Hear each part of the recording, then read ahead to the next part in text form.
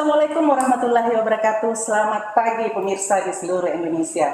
Pada pagi hari ini Pengadilan Tata Usaha Negara Palu hadir bersama Anda dengan acara Bincang Pagi dengan mengangkat tema mengenal lebih dalam administrasi perkara secara elektronik di Pengadilan Tata Usaha Negara Palu. Pada pagi hari ini saya Haryati SHMH selaku host ditemani oleh saya Anissa Yanuartanti, Sarjana Hukum. Selama 1 jam ke depan kita ditemani 2 orang narasumber, yaitu Bapak Richard Tulus, Sarjana Hukum selaku Hakim pada Pengadilan Tata Usaha Negara Palu, serta Ibu Siti Nurca Sakban selaku Panitera pada Pengadilan Tata Usaha Negara Palu. Perlu diinformasikan bahwa acara pada pagi hari ini menerapkan protokol kesehatan yang ketat, termasuk tes antigen untuk seluruh kru yang bertugas.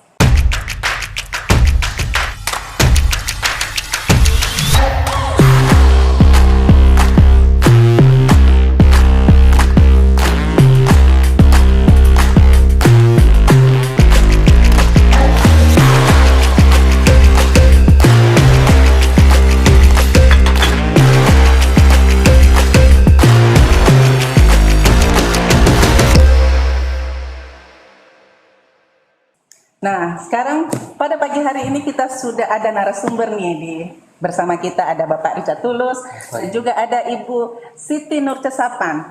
Nah, sekarang saya mau tanya nih, apa Bapak Ibu semua dalam keadaan sehat? Alhamdulillah. Ya, pokoknya pada pagi hari ini dan untuk seterusnya kita lawan tuh pandemi COVID-19 ya, oke? Semangat tetap bekerja. Baik, mungkin Ibu Nisa bisa langsung mengajukan pertanyaan kepada Ibu Panitra. Silahkan Ibu. Baik, untuk ini biasa Ibu Siti Nurca Sakban ini biasa dipanggil Ibu Uce ya? Iya. Sudah berapa lama jadi panitera di Pengadilan Tata Usaha Negara Palu?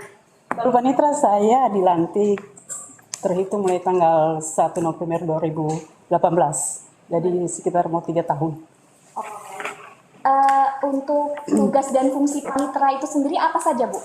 Tugas dan fungsi panitera itu sebagaimana Permen Nomor 7 tahun 2015 yang pada pasal kurang ingat saya itu yang intinya itu tupoksinya di situ memberikan dukungan teknis dan administrasi perkara sekaligus menyelesaikan surat-surat yang berkaitan dengan perkara. Oke, sesuai tema kita pada pagi hari ini yaitu pelayanan administrasi perkara secara elektronik. Ya. Sebelum menuju ke pelayanan elektroniknya, saya mau tanya terlebih dahulu, pelayanan administrasi perkara yang ada di Pengadilan Tata Usaha Negara itu apa saja, Bu? Pelayanan administrasi secara elektronik ya Bu ya. Dari pertama pelayanan administrasi perkara itu pendaftaran gugatan. Jadi penggugat itu mendaftarkan gugatannya secara elektronik melalui sistem informasi pengadilan. Terus selanjutnya itu pembayarannya juga secara elektronik dan pemanggilan eksamen. Jadi dalam sistem informasi pengadilan itu yang kita kenal itu e-filing, pendaftaran, terus e-payment itu pembayaran, panjar biaya perkara itu, dan eksamen itu untuk pemanggilan. Oh, baik. Jadi ada e-summon, E-filing, e-payment, eksamen. e-payment, oke. Iya. Lalu untuk jenis-jenis sengketa di Pengadilan Tata Usaha Negara itu apa saja, Bu?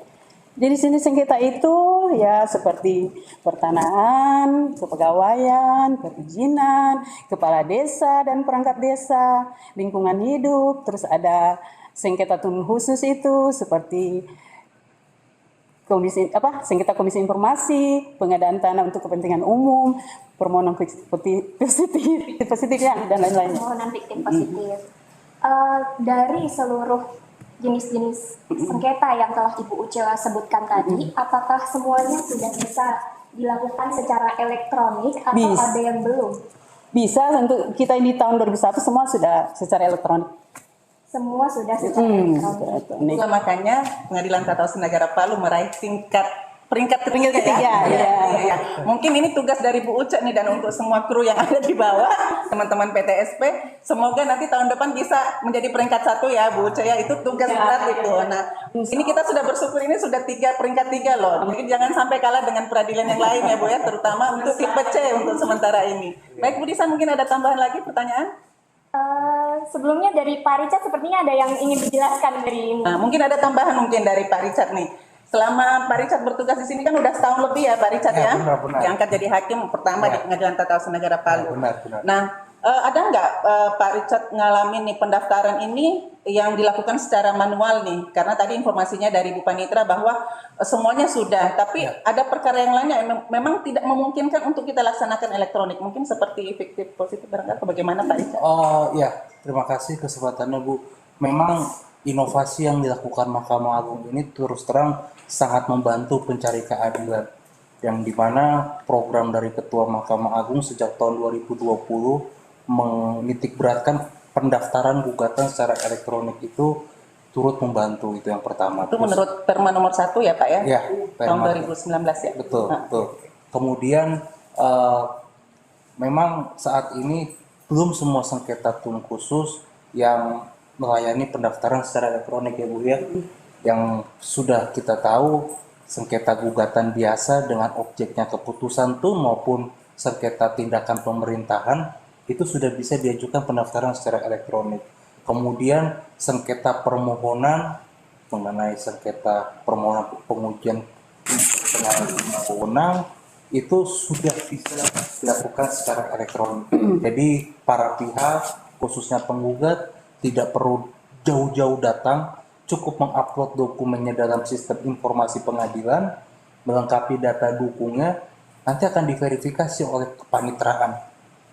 Nah, memang sengketa tun khusus seperti sengketa informasi publik, sengketa pengadaan tanah, kedepannya akan dibuat sistem informasi pengadilan secara elektronik untuk pendaftaran gugatan. Nanti tinggal ditunggu perkembangannya, memang karena mengenai beberapa sengketa tun yang khusus ini dibutuhkan penanganan yang khusus. Iya betul. Jadi Apalagi ada time limitnya ya Pak ya, jadi ada dia tidak batas sama dengan waktunya. gugatan biasa, Betul, sehingga betul. memang untuk menyusun code kalendernya pun juga ini membutuhkan perencanaan yang matang, karena Iya. kalau memang semuanya elektronik seperti kemarin kan pengalaman tahun-tahun kemarin fiktif positif kita ini kemarin ada yang elektronik, ada juga yang manual. Betul. Karena dari pemeriksaan pokok ininya permohonannya sampai kepada tanggapannya itu kan hanya butuh waktu berapa hari, sehingga kadang juga para pihaknya karena jauh-jauh datang akhirnya mereka ya udah Bu manual aja seperti itu. Mungkin itu Ya, salah satu hambatan ya Ibu Panitra, mungkin bisa Ya. kita pikirkan ke depan termasuk majelisnya. Mungkin Bu Nisa ada lagi yang mau ditanya? Mungkin langsung saja kita menuju ke pendaftaran gugatan. Oh iya silahkan. Untuk pendaftaran gugatan sendiri pada tingkat pertama, apa saja syarat yang perlu disiapkan, Bu?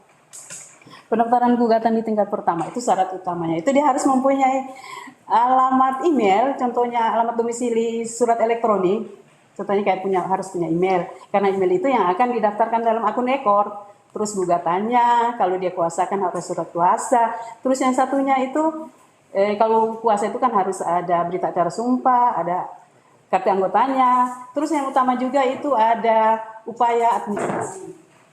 Seperti itu keberatan, sebagaimana dimaatkan dalam Perma nomor 6 2018. Semua dokumen-dokumen itu harus di-upload dengan dalam bentuk PDF.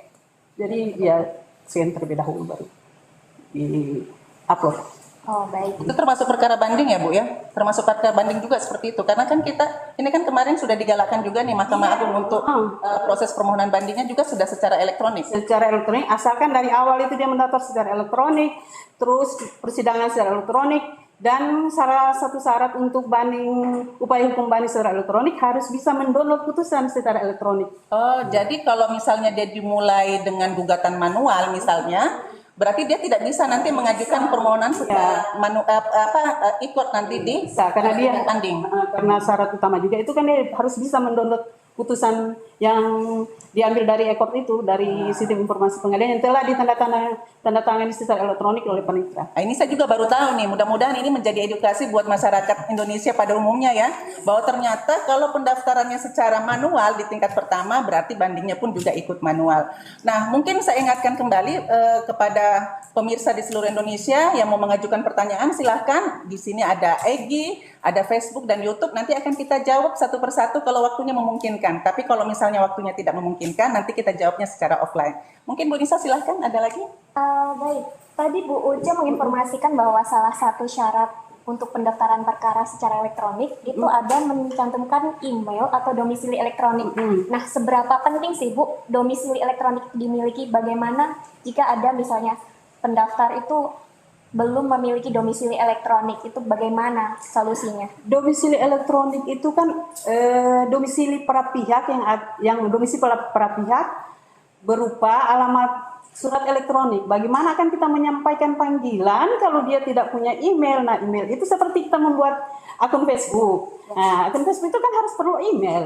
Begitu juga di ekor. Jadi untuk menyampaikan surat-surat panggilan elektronik itu harus ditujukan melalui ekor. Jadi memang syarat utama harus email. Tapi mungkin kalau untuk pengguna terdaftar kan sudah punya ya Ibu ya. Nah mungkin kalau masyarakat luas nih yang tidak bukan sebagai pengguna terdaftar, apa solusinya? Mungkin pojok ekor Petun Palu mungkin bisa membantu barangkali ya Bu ya. Ya, itu fungsinya pojok ekor, Bu, karena pojok ekor itu membantu para pihak yang kesulitan di dalam mengakses sistem informasi pengadilan. Contohnya seperti itu, Pak, gimana Bu, saya mau daftar elektronik sedangkan email saya tidak ada.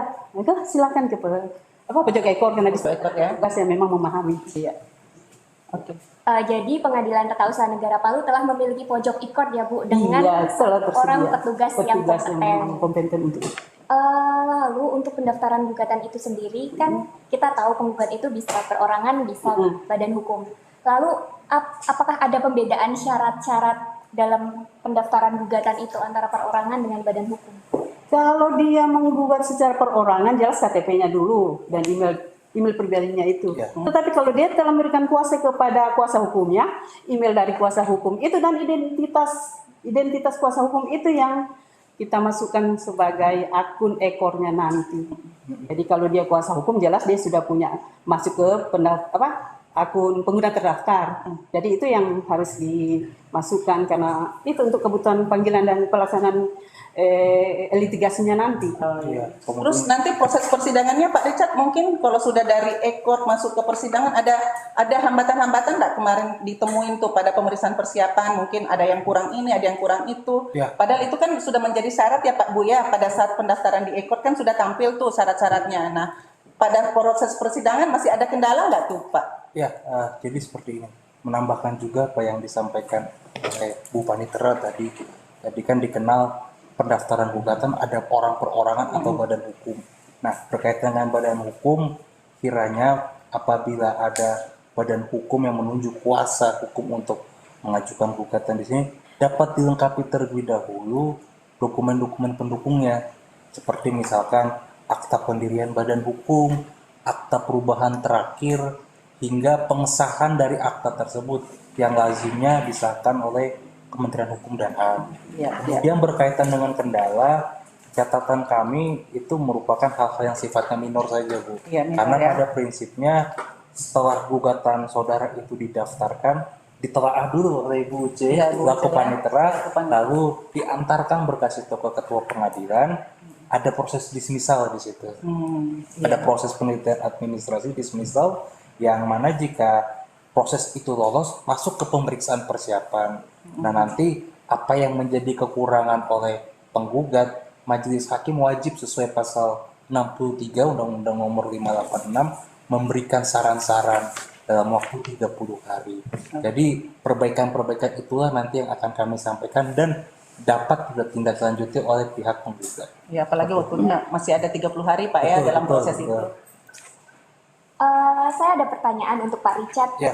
mengenai jika ada penggugat merupakan badan hukum dan seperti yang telah Pak Richard katakan tadi bahwa syarat-syarat pendaftaran gugatan untuk badan hukum itu misalnya ada anggaran dasar Ya. serta akta-akta perubahannya seperti itu. Bagaimana jika pada pendaftaran itu baik itu anggaran dasar ataupun perubahan-perubahannya itu belum lengkap, apakah bisa dilengkapi kemudian atau itu mutlak ketika pendaftaran perkara harus dilengkapi? Menurut saya sebaiknya dilengkapi. Sebaiknya Karena itu menentukan siapa yang berwenang untuk mewakili kepentingan badan hukum. Katakanlah yang menggugat ini perseroan terbatas seperti itu. Kita tahu perseroan terbatas itu ada struktur pengurus, ada direksi, ada komisaris. Oleh karenanya dari meja PTSP kami maupun dari kepanitraan itu akan memberikan saran, oh mana surat kuasanya diperlihatkan, seperti itu. Nanti itu guna menilai secara terlebih dahulu ya, bukan menilai secara substansinya, melihat apakah yang bersangkutan ini secara yuridis anggaran dasarnya itu berwenang untuk mewakili kepentingan perseroan. Jadi selama data itu masih dibutuhkan oleh pengadilan, kiranya dapat diberikan oleh para pihak. Betul. Agar itu pada intinya memudahkan para pihak, jangan sampai kepentingannya dirugikan ketika maaf tidak lolos proses dismisal. Betul sekali, karena itu adalah syarat-syarat formal ya Pak. Ya, Ican, betul, ya? betul, Iya. betul.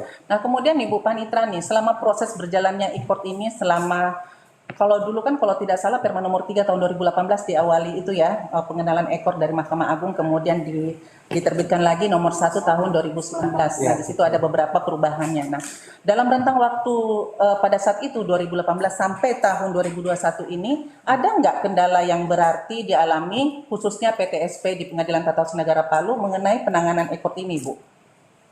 Menyangkut hal-hal yang kami hadapi di lapangan itu, ya pada tahun 2020 pernah ada satu perkara gugatan biasa itu yang memang sama sekali dia tidak mau mendaftarkan secara e-court. Nah, itu.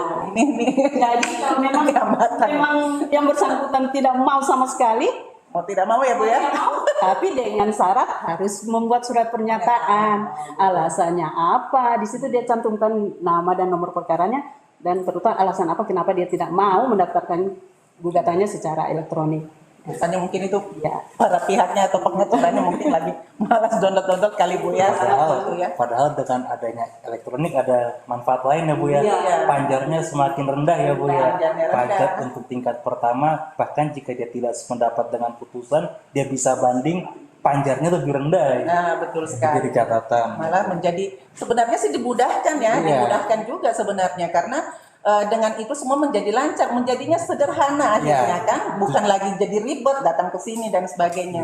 saja. Nah, mengenai tadi itu pendaftaran ya Bu Panitra. Terus bagaimana dengan biaya-biaya yang ada di Pengadilan Tata Usaha Negara Palu nih? Kan pasti banyak nih masyarakat kita khususnya di Kota Palu, panjar biaya perkara berapa, kemudian untuk tingkat pertama bagaimana, banding kasasi sampai PK. Apalagi tentu ada pungutan-pungutan ya Bu ya. Pungutan yang disebutkan sekarang PNBP. Nah, itu mungkin Ibu bisa jelaskan barangkali, silakan. Kalau menyangkut panjar biaya perkara yang ada di pengadilan itu biaya panjar biaya perkara. Di dalam panjar biaya perkara itu sudah ada pungutan PNBP semua. Jadi tidak ada pungutan lain selain panjar biaya perkara itu terinci semua dan itu ada masuk juga pada saat putusan rincian biaya perkara-perkara itu tercantum dalam putusan. Tidak ada biaya lain selain biaya panjar biaya perkara. Terus itu Ibu apa namanya itu mungkin bisa disebutkan Ibu kisarannya berapa sih, karena mungkin masyarakat nggak tahu nih di Petun Palu berapa, terus apa perhitungannya seperti apa, apakah ditentukan jarak barangkali atau bagaimana, karena setahu kami ya sejak adanya e-court ini tentu PNBP kan tidak semua sama ya Bu ya, tergantung jarak dan sebagainya, karena ini kan secara itu elektronik lagi. Nah, bagaimana pungutannya Ibu? Kalau pungutan PNBP itu Bu, kita mengacu ke PP nomor 5 tahun 2019 dengan ada juga keputusan Ketua Mahkamah Agung nomor 57 tahun 2019 tentang petunjuk pengelolaan PNBP. Jadi PNBP untuk pendaftaran gugatan itu memang 30 surat kuasa dan panggilan pertama kepada penggugat, panggilan pertama kepada tergugat, panggilan pertama kepada intervensi itu satu kali saja dan pungutannya juga itu rata 10.000, 10.000, 10.000. Tidak beda. Untuk pemanggilan tergugat itu kan cuma pada saat pemeriksaan awal itu pemeriksaan persiapan. Nah, itu kan ditentukan juga dengan jarak, Bu. Oh ya, nah itu. Jarak, radius itu kan tidak sama kayak di Palu terus mau dibandingkan dengan di kabupaten lain ya. Dalam di situ itu mungkin yang bisa membedakan sehingga panjar biaya perkara itu ada selisih-selisih tidak tergantung sama ya. dekatnya Nah, dekat kedudukan tergugat. Sekali. Mungkin ada Bu Nisa? Terkait panjar biaya perkara itu bagaimana Bu prosedur pembayarannya? Apakah secara manual atau transfer bank atau menggunakan EDC itu seperti apa? Oh, kalau panjar biaya perkara setelah dia mendaftarkan perkara secara elektronik, di situ ada rincian-rinciannya. Tapi kan dokumen sudah lengkap dia upload toh, muncul ada rincian biaya perkara. Kalau dia oke, langsung klik aja muncul virtual akun. Seperti kita membeli secara online kayak gitu. Biasa belanja online nih Bu Panitra ya. Yang akan dimasukkan oleh tergugat untuk mentransfer dan secara otomatis itu masuk ke rekening pengadilan. Oh, seperti itu ya. Nah mungkin, nah sekarang nih kalau misalnya pengembaliannya gimana dong Bu? Kalau misalnya putusannya udah selesai, terus kemudian mungkin ada kelebihannya atau barangkali atau memang sudah ditentukan nih karena sudah pada saat pembayaran itu kan jumlahnya sudah ada. Iya. Nah apakah selama ini ya pengalaman Ibu Panitra pada saat misalnya nih pembayaran itu misalnya tercantum di virtual account itu misalnya 500, apakah para pihak langsung membayar 500 itu dan itu apakah cukup sampai pembayaran putusan atau ada tambahan lagi pada saat nanti rentang waktu berjalan persidangan ini? Pembayaran panjar biaya perkara itu yang sudah dia bayarkan awal sesuai virtual akun itu, nanti dalam pemeriksaan nanti bisa ada sisa, bisa juga dia akan menambah, kurang dia akan tambah juga. Oh iya. Karena kan kita lihat situasi persidangannya nanti, kadang itu intervensi sampai berapa kali kan. Oh iya ya, ada pihak ya, ketiga ya. Oh iya benar. Tandanya itu toh. Ya benar-benar ada pihak ketiga. Akan terus menyangkut pemungutan biaya perkara itu kita mengacu ke surat edaran Mahkamah Agung nomor 4 tahun 2008, di mana pungutan panjar biaya perkara itu digunakan dalam proses biaya proses, terus kan jelas biasanya ada sisa. Nah sisa itu sebagai ketentuan surat edaran Mahkamah Agung itu akan diberitahukan ke pihak penggugat. Nah untuk memberitahukan itu tenggang waktunya itu 6 bulan Bu, ke depan dia tidak ambil, pengadilan melalui kasir setor ke kas negara. Langsung ya. Ya. Jadi sudah pokoknya udah diberitahukan nih kalau 6 bulan waktunya nggak diambil-ambil ya udah kita jadikan PNBP dan dikirim langsung ya. Baik. Mungkin ada lagi Bu Nisa? Mungkin terkait dengan biaya perkara itu, seberapa sering sih Bu atau bagaimana ketika dalam perjalanan perkara, penyelesaian perkara itu biayanya membengkak? Apakah memungkinkan misal panggilan yang membengkak atau seperti apa, itu apakah memungkinkan para pihak untuk menambah panjar biaya perkara? Memungkinkan Bu, ya itu pun akan disampaikan oleh majelis nanti, bukan kita yang itu karena sudah masuk ke litigasinya. Jadi bagaimana Pak Richard ya? Ya, betul. Segera tambah bayar panjar, jadi penggugat harus laksanakan itu supaya prosesnya dapat berjalan. Menggunakan virtual account? Iya, harus sama. Jadi semuanya ini sudah melalui pembayaran secara online ya Bu? Iya, secara online baik pendaftarannya dan Oke, nah sekarang ini gilirannya Pak Richard nih ya. Yang setahu saya juga dia merupakan koordinator area 5 penguatan pengawasan di zona integritas di Pengadilan Tata Usaha Negara Palu. Ini kan pembayarannya sudah online semua nih Pak ya. Tentunya berarti sudah tidak ada pembayaran manual di PTSP kita ya di lantai 1. Nah sekarang walaupun memang itu pembayarannya tidak ada yang tunai sekarang ya, semua sistem transfer, pembayaran PNBP dan semua pokoknya menyangkut pembayaran lah ya di Pengadilan Tata Usaha Negara Palu. Nah, ada nggak Pengadilan Tata Usaha Negara Palu membentuk semacam pengendalian gratifikasi mengakomodir ini nih untuk mengantisipasi semua hal-hal yang sifatnya gratifikasi yang bisa saja memungkinkan itu terjadi? Ya, silakan Pak. Terima kasih Bu. Memang kita telah mencanangkan zona wilayah bebas korupsi yang pertama. Kemudian dari petunjuk pimpinan, Ibu Ketua telah membentuk tim yang bernama Unit Pengendali Gratifikasi yang gunanya untuk mencegah dan mengantisipasi berbagai bentuk penyimpangan agar aparatur pengadilan tidak melakukan perbuatan demikian. Jadi apabila ada semacam pungutan yang di luar PNBP yang sifatnya tidak diperintahkan oleh undang-undang, itu menjadi tugas yang dibentuk oleh ketua tadi, Bu Ketua, untuk timnya itu bekerja untuk mendeteksi hal-hal yang sifatnya pungutan di luar PNBP, itu yang pertama. Terus yang kedua, tim itu juga bertugas untuk melaporkan hal itu jika memang ada penyimpangan guna disampaikan kepada pejabat yang lebih berwenang untuk menilai apakah itu memenuhi unsur gratifikasi atau tidak. Seperti itu. Nah, itu berarti kan sudah ada timnya ya Pak ya. Nah, mungkin Pak Richard bisa sampaikan bentuk-bentuk pengendalian gratifikasi di Pengadilan Tata Usaha Negara ini seperti apa dan internalisasinya di dalam pengadilan TUN sendiri maupun di stakeholder eksternal sendiri seperti apa itu? Baik, berkaitan dengan proses internalisasi, tentu pimpinan yang bertanggung jawab di kantor Petun Palu ini secara intensif telah melakukan sosialisasi baik kepada internal dalam konteks rapat bulanan rapat antar hakim, rapat antar kepaniteraan, kesekretariatan selalu secara rutin dan berkesinambungan agar aparatur pengadilan itu tidak melakukan perbuatan KKN seperti itu. Yang kedua, kepada eksternal kita memanfaatkan berbagai teknologi informasi. Sebagai contoh, kurang lebih dari 2 tahun lalu itu Mahkamah Agung telah memerintahkan kepada satuan kerja agar pada saat jam kerja memutar audio Iya, gratifikasi. betul. Nah, itu salah satunya ya.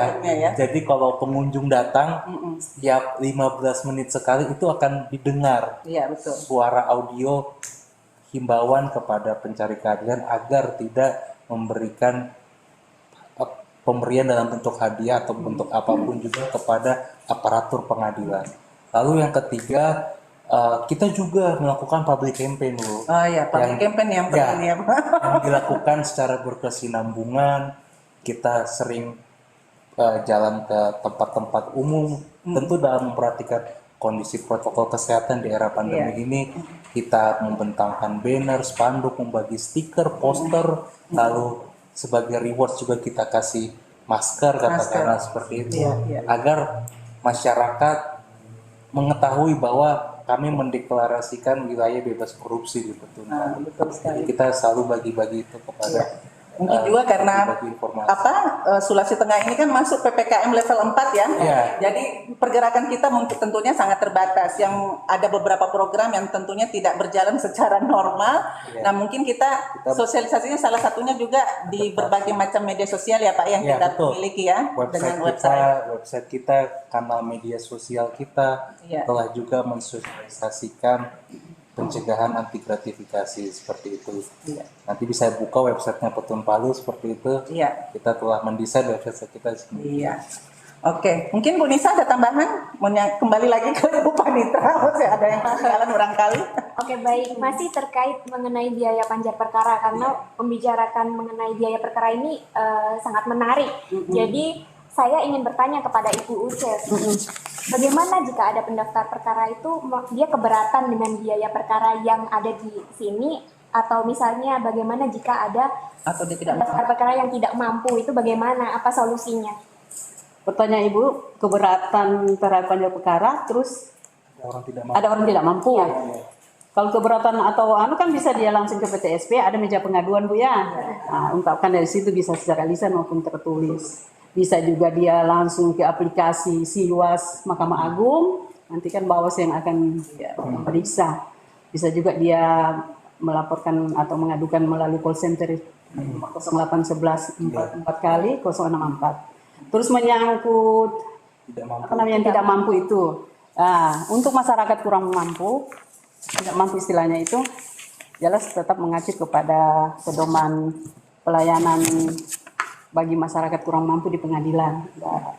Ada firmannya di situ, dan salah satu syaratnya itu ya jelas harus ada surat keterangan tidak mampu dari kepala desa atau lurah. Nah, ataupun ada dokumen lain Bu yang terkait basis data penduduk tidak mampu berupa surat keterangan penerima tunjangan sosial. Nah, dari dokumen tambahan ya, dulu kan itu nggak ada ya, tapi itu menjadi tambahan sekarang ya. Tambahan saya dokumen-dokumen itu tentunya akan disertakan dengan permohonan. Jadi kalau tidak dia bermohon harus ada permohonan secara tertulis kan Bu. Permohonan secara tertulis itu dilampirkan di dokumen-dokumen yang saya sebutkan antara lain seperti itu, ajukan kepada ketua.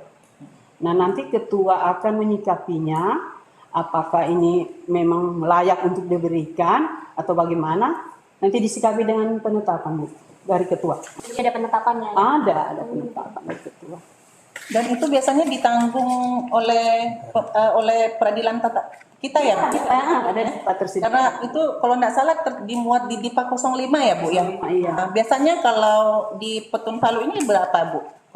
Kalau untuk biaya panjar untuk beracara cuma dalam DIPA itu 500.000 Bu. 500.000 itu setiap tahun ada ya Bu ya, kita punya ya. Kita kebagian 2 perkara, namun belum ada yang menggunakan. Tapi sampai sekarang, nah untuk berapa tahun ini yang lalu Ibu sudah ada yang menggunakan? Tidak pernah. Jadi dananya dikembalikan lagi? Ya, langsung kembali lagi. Oh, seperti itu ya. Nah, kemudian Ibu mengenai beberapa survei ya, mungkin Pak Richard kali ya yang ini ya. Ini bagaimana Pak Richard mengenai survei kepuasan masyarakat dan juga persepsi korupsi yang ada di Pengadilan Tata Usaha Negara Palu. Kita kan ini mau karena pengen tahu ya. Ini kan ada nggak mereka mengajukan semacam kayak keberatan, protes terhadap pelayanan elektronik kita di Pengadilan Tata Usaha Negara Palu ini, Pak? Baik, bicara mengenai hakikat survei seperti itu adalah bentuk kami melakukan monitoring evaluasi atas pelayanan publik yang kami berikan. Yang mana untuk survei itu kami telah mengedepankan penggunaan teknologi informasi, itu yang pertama, Bu. Oh iya. Ya. Lalu ada indeks pelayanan seperti itu yang mana berdasarkan data kami setiap bulan kami melakukan survei, setiap pendatang yang datang diberikan kesempatan untuk mengisi kuesioner seperti itu secara elektronik maupun ada juga yang secara manual bagi yang mau secara manual, dan sepengetahuan saya cukup tinggi ya Bu ya. Iya. Untuk indeks itu bulan lalu 92 nilainya. 92. Tidak ada keluhan ya Pak ya? Bintangnya bintang 6 Bintang Sekarang sudah bukan bintang 5 lagi. Sekarang sudah bintang 6. Kita juga sering melihat kan ada bentuk survei yang dari kantor, ada survei juga di Google, Bu. Google benar. review, ya kan? Iya. Google review kami bintang 5 kalau tidak salah, Bu. Iya, sudah berapa nih anak IT mungkin tahu nih, 4, berapa ya? Ya, hampir bintang 5. Sudah hampir bintang 5 ya. Pokoknya itu target Petun Palu itu harus bintang 5. Testimoni yang diberikan oleh eksternal seperti itu, baik di kanal YouTube, kanal Instagram, di ini juga di Google review, itu yang saya baca sih masih hal-hal positif. Yang positif ya. Kalau ada negatif pasti juga kita akan benahi secepat mungkin. Iya, tapi memang kita kan juga terbuka ya Pak. Iya. Kita kan juga terbuka mengenai pengaduan ya. Betul. Kalau ada hal-hal yang perlu, ini kita dalam rentang waktu ini ada pengaduan nggak Pak? Betul. Kita. Ya, pertama saya akan bahas dulu Bu mengenai saluran pengaduan. Boleh silakan. Saluran pengaduan kita yang pertama, kita punya meja PTSP, itu ada khusus loket meja pengaduan. Jika pencari keadilan atau masyarakat eksternal mau datang ke kantor. Tapi jika yang bersangkutan tidak mau datang ke kantor, kami menyiapkan berbagai teknologi informasi. Yang pertama, masyarakat dapat menyampaikan pengaduan melalui WhatsApp, seperti itu, call center Petun Palu. Nah itu ada call center Petun Palu, mungkin disebutkan. Ini tidak terlalu familiar masalahnya. Betul. Ini bisa dicatat call center kami pada nomor 0811 444 44 kali 064. Saya ulangi ya. 0811 4444 064. Jadi call center kami telah menunjuk petugas call center yang bertugas untuk menangani pengaduan seperti itu. Jadi pencari keadilan dapat langsung menghubungi call center apapun mau diadukan, hanya berkaitan pelayanan publik, pelayanan kepanitiaan, pelayanan kesekretariatan juga dapat disampaikan, dan yang terpenting kami menjaga rahasia dari pengadu. Itu yang terpenting. Prinsip-prinsip dari whistleblowing system, kerahasiaan pelapor akan kami lindungi. Kemudian yang kedua, kita juga membuka secara elektronik pengaduan melalui website seperti itu. Website Petun Palu juga telah membuka kanal pengaduan atau juga bisa melalui email. Jadi baik itu pengaduan disampaikan ke kantor, melalui surat, melalui website, melalui call center, itu bisa disampaikan. Dan setiap bulannya ada reviewnya, ada monefnya. Dan itu kita laporkan kepada pimpinan. Iya. Kemudian mengenai pengaduan juga tadi Bu tanya kuantitas, selama kurang lebih 3 tahun catatan saya hanya ada 2, dan itu tidak terkait pelayanan publik seperti itu. Ya udah. Jadi itu hanya terkait dengan urusan internal, tidak ada dari pelayanan publik, tidak ada. Kalau kita ini Bu Panitra ada berapa jenis layanan sih secara elektronik yang ada di Petun Palu ini? Jenis layanan secara elektronik. Apa saja selain dari gugatan, laporan gugatan, pengaduan juga yang disebutkan tadi, termasuk permohonan juga, website. Ya. Jadi untuk sementara ini masih proses pendaftaran perkara saja ya Bu ya, mulai dari tingkat pertama sampai dengan tingkat banding. Kemudian pengajuan juga, khusus pengaduan juga sudah bisa elektronik juga, bisa manual juga ya Pak ya? Ya, bisa. Mungkin ada tambahan Bu Nisa? Untuk pelayanan ini Bu, pengambilan salinan putusan itu apakah sudah dilakukan secara elektronik juga? Iya, karena begitu majelis membacakan, setelah membacakan itu para pihak bisa langsung dapat mendownload. Karena itu begitu dibacakan oleh majelis, panitia langsung tanda tangan secara elektronik. TTDE ya? TTE itu, TTE itu dipersamakan dengan salinan resmi. Jadi pihak mengambil download itu setelah membayar PNBP dulu tentunya ya. Itu langsung dia bisa download. Itu SOP-nya berapa pada saat itu juga, Ibu? Iya, yang penting Pada saat itu juga. selesai ditanda tangan juga oleh panitia. Tanda tangan TTE, kalau belum ditanda tangan TTE dia tidak bisa mendownload. Oh, iya. Bacakan putusan, panitera tanda tangan elektronik, dia langsung mendownload. Mendownload ya. Setelah membayar PNBP. PNBP dulu ya. Berapa itu Bu PNBP terhadap salinan putusan itu? Dan secara virtual account juga? Iya, itu perhitungannya itu sistemnya akan menghitung. Karena tergantung tipis tebalnya putusan, per lembar itu kan 500. ya? Iya, terus ada biaya-biaya PNBP. Pokoknya PNBP saja, Bu. Itu penyebutannya zaman dulu tuh leges ya, Bu? Iya, legas Legas, ya. ya. Kalau dulu kan secara manual, bukan ngambilnya ke kantor, stempel-stempel. Itu pun kalau ada permintaan seperti itu, kami tidak bisa menolak, Bu. Kalau dia tetap bersikeras, Bu, saya mau salinannya Yang resmi. yang manual itu ya tetap kami berikan. tetap diberikan, ya. Dengan kewajiban dia harus membayar PNBP juga. Seperti itu. Tapi kalau dia akan mengajukan permohonan upaya hukum banding secara elektronik, ya harus mengambil secara elektronik juga putusannya, Bu. Tidak bisa hanya dengan manual. Oh, gitu ya. Iya. Bu Uce, sekalian ini ketika ada masyarakat di luar pihak yang berperkara ingin mendapatkan salinan putusan, misalnya ada mahasiswa ingin melakukan penelitian dan memerlukan salinan putusan, prosedur apakah yang bisa dilakukan untuk memperoleh salinan putusan tersebut dan apakah ada misalnya PNBP-nya atau bagaimana? Kalau di luar pihak itu, Bu, bukan salinan yang kita berikan, karena di ketentuan undang-undang itu cuma untuk salinan resmi itu untuk ke para pihak ya, Pak ya. Kalau fotokopi tetap kita berikan. Kalau dia ingin menginginkan, bisa aja dia download dari website direktur putusan kan ada. Tapi kalau dia mau jalan-jalan ke kita, apalagi mahasiswa toh, ya untuk anda silakan ke meja informasi. Oh, melalui prosedur permohonan prosedur informasi. Apa maksud dari untuk mendapatkan dokumen informasi itu, apa tujuannya, itu jelas dalam formulir. Apalagi itu termasuk dalam pengecualian ya, Bu ya, yang tidak bisa diberikan. Iya. Termasuk pengecualian sesuai dengan surat KMA itu nomor 1 tahun 2011 ya. Ya, itu ada beberapa pengecualian yang termasuk itu. Boleh diberikan tapi dalam bentuk fotokopi karena dia bukan salah satu pihak dalam berperkara. Ini ada tambahan, Bu Nisa?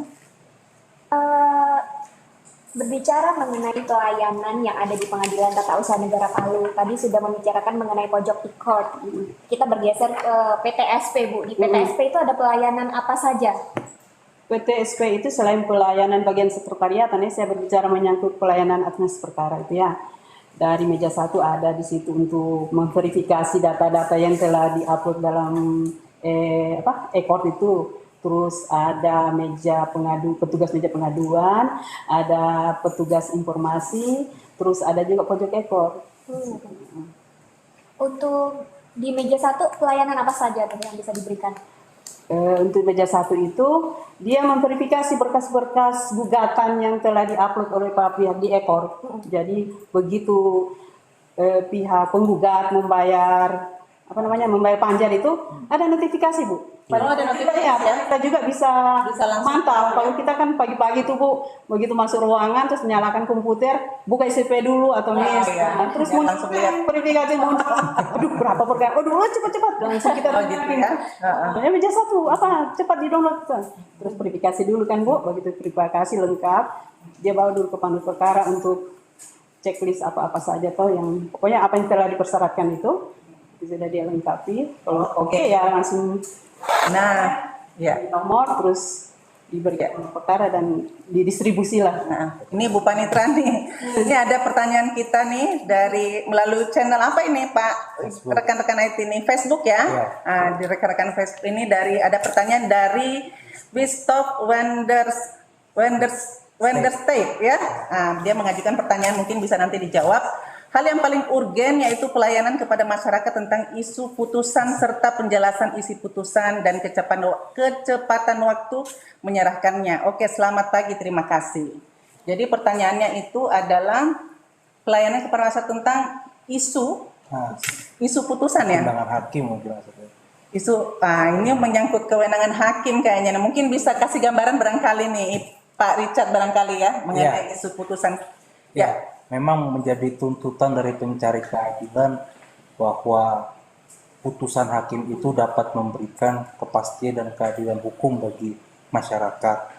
Eh, Berkaitan dengan apa yang disampaikan oleh Pak Wistof ini tentu akan menjadi masukan bagi hakim agar putusan-putusan dituangkan itu dipertimbangkan semua secara komprehensif.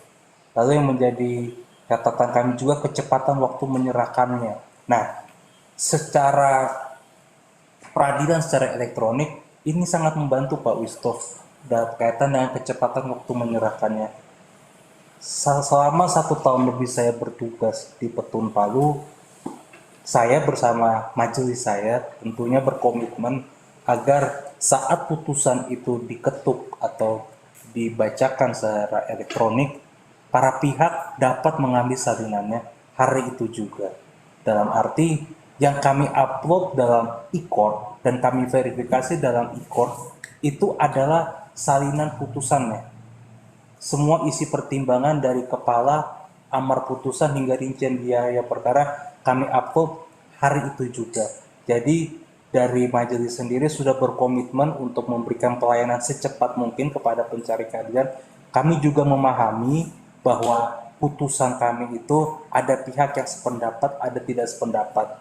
Dan yang tentu yang tidak sependapat membutuhkan isi lengkap dari putusan guna sikap berikutnya, apakah mengajukan upaya hukum banding atau selainnya. Oleh karenanya, kami dari majelis hakim tentunya berkomitmen agar secepatnya menerapkan one day publish dari Iya, betul sekali. Jadi itu komitmen pelayanan yang kami berikan. Apalagi semenjak ikut ini ya Pak ya. Iya, semua harus ikut upload.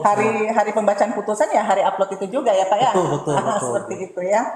Ya, saya kira mungkin itu jawabannya ya Pak Wistof. Nah, ini ada tanggapan dari rekan kita Andi Fahmi Asis ini. Ini beliau adalah salah satu hakim di Pengadilan Tata Usaha Negara Medan. Terima kasih atas pujiannya Pak Andi Fahmi. Kami juga ini masih belajar di sini, masih latihan kemarin ya. Tapi karena ini merupakan edukasi dari Pengadilan Tata Usaha Negara Palu, sehingga kami sangat berharap bisa apa yang kita berikan pada pagi hari ini bermanfaat untuk kita semua, seperti itu. Mungkin teman-teman IT masih ada lagi, ini kan tadi dari Facebook, dari Egy mungkin ada pertanyaan atau dari YouTube? Oke, silakan Ibu Nisa, mungkin ada lagi pertanyaan untuk...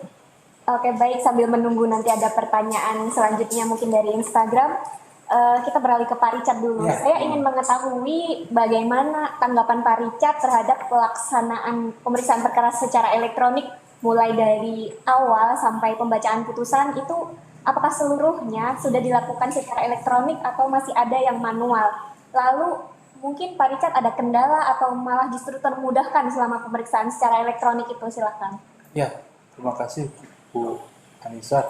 Ya, memang dengan inovasi yang diberikan Mahkamah Agung kepada satuan kerja dalam penerapan sistem e-court ini sangat membantu ya Bu ya. Jadi memang saat ini belum semuanya dilakukan secara elektronik. Yang baru dilakukan secara elektronik untuk tahap pembacaan gugatan, jawaban, replik, duplik, kesimpulan, dan putusan. Nah, itu kurang lebih ada 6 agenda sidang yang tidak perlu tatap muka. Jadi itu para pihak tinggal mengupload dokumen atau untuk putusan tinggal menunggu majelis mengupload dokumen, dan itu tentu lebih efisien dari segi waktu dan biaya. Itu yang pertama. Kemudian kedepannya pun Mahkamah Agung mencanangkan untuk pembuktian itu secara elektronik. Kita Petun Palu sudah siap untuk itu. APBN tahun ini Petun Palu mengalokasikan untuk persidangan secara elektronik ya Bu ya. Betul. Berkaitan dengan perangkat-perangkat elektronik untuk mendukung sidang elektronik, untuk kamera, komputer, storage, memori seperti itu sudah disiapkan, dan kedepannya jika mungkin melihat urgensi dalam kondisi pandemi membutuhkan sidang pembuktian, misalkan pemeriksaan saksi atau ahli secara elektronik, kita siap untuk itu. Seperti itu Bu. Kalau kendala sih ya hal-hal sifatnya minor saja ya.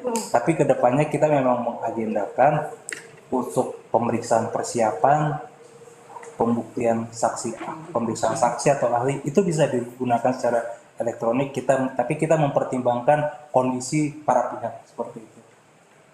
Itu kan terkait dengan pemeriksaan misalnya saksi atau pemeriksaan ahli. Sudah diproyeksikan di ruang sidang, sudah ada kamera, sudah ada televisi. Lalu bagaimana jika pemeriksaan alat bukti surat? Diproyeksikan seperti apakah? Ya, Nantinya? berkaitan dengan alat bukti surat, kita memang saat ini masih konvensional ya Bu. Dalam arti misalkan para pihak yang mengajukan bukti surat, otomatis kan dia harus menghadirkan pembandingnya. Pembandingnya ini bisa asli atau fotokopi. Dan memang untuk menghadirkan asli, ya memang cara terbaik saat ini ya, kita bicara saat ini, itu masih secara manual, secara konvensional. Tapi kedepannya kita tunggu perkembangan teknologi seperti itu, apakah memungkinkan pembuktian surat ini bisa dilakukan secara elektronik untuk Pembuktian secara online maksudnya. Yes, ya. Kalau pembuktian elektronik kan sudah ada, tapi maksudnya betul secara online. Tapi maksudnya secara online karena itu kan butuh verifikasi dari majelis hakim kan.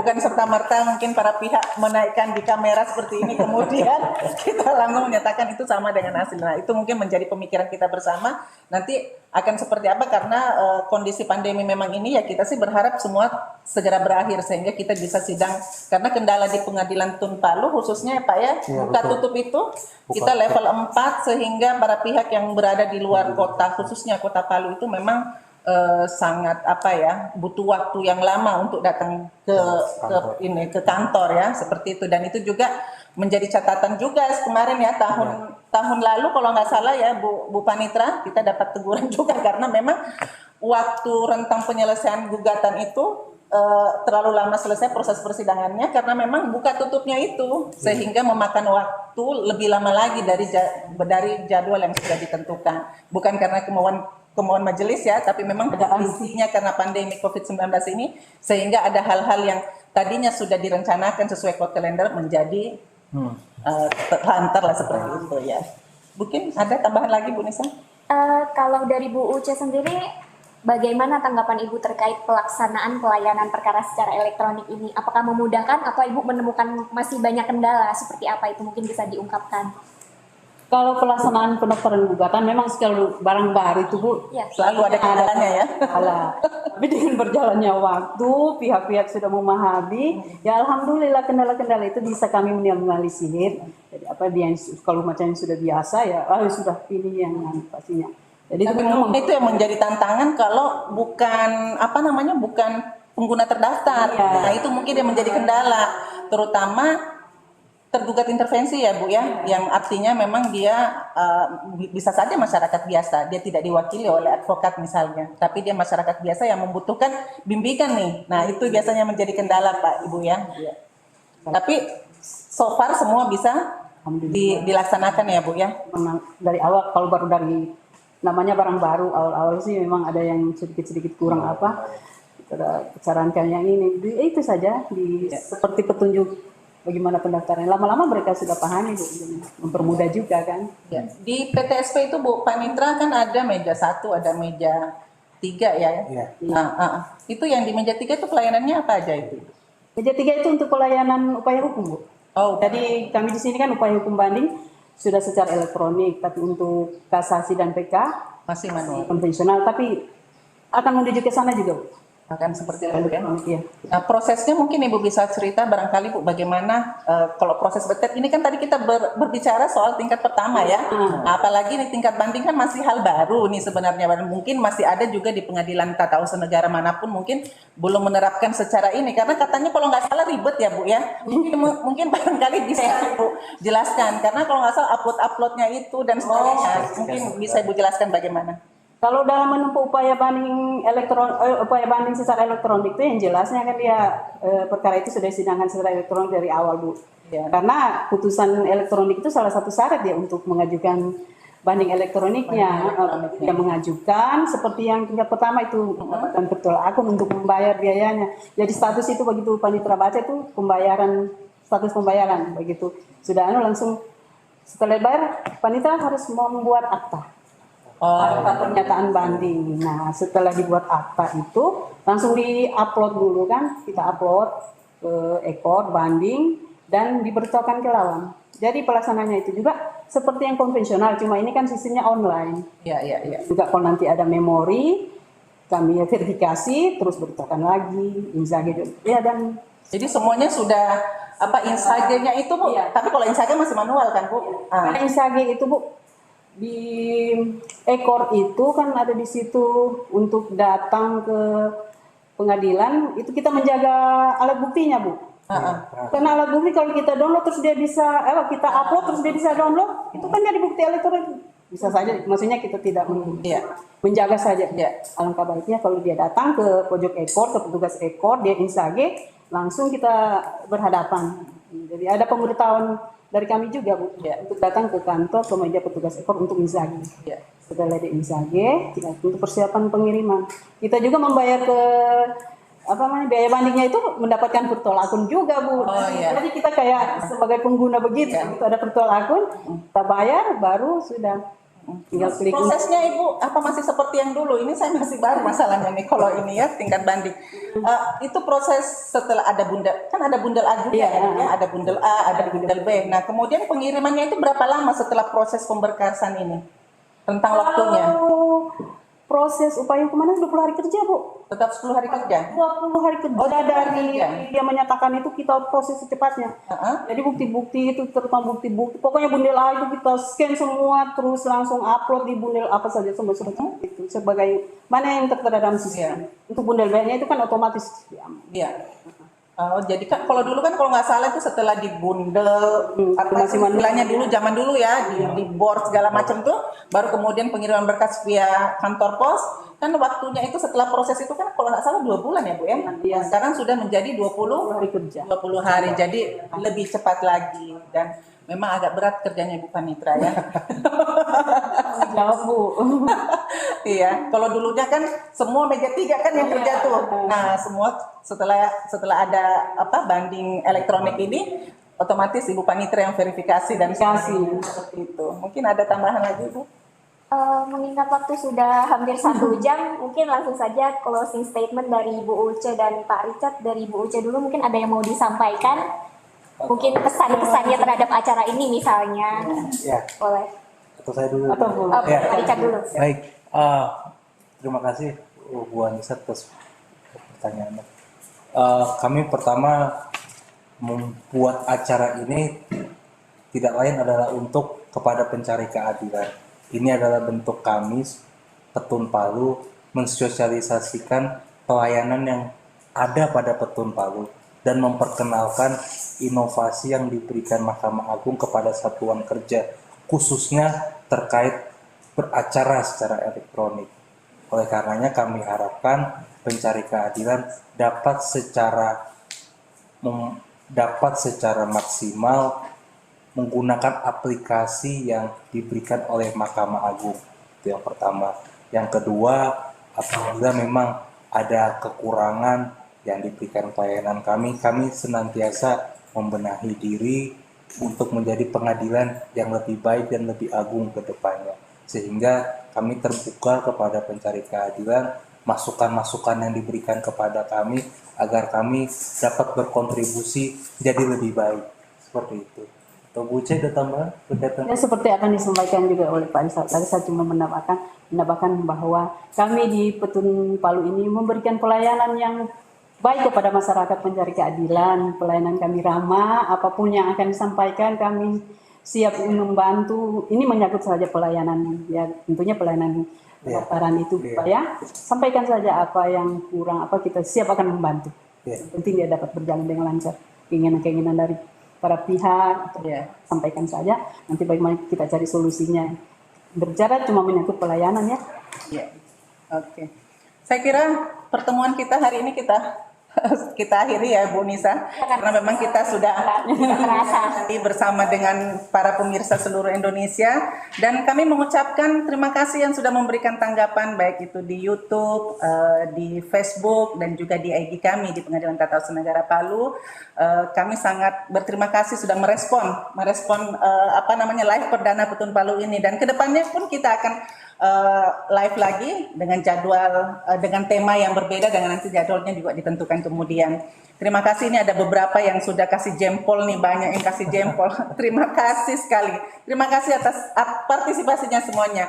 Saya Haryati SHMH dan Saya Anissa Yanuartanti mengucapkan terima kasih atas dukungan semua para pihak terkait dengan pelaksanaan bincang pagi pada kali ini. Baik. selamat pagi. Assalamualaikum warahmatullahi wabarakatuh. Sampai ketemu di tema-tema yang lain. Terima kasih.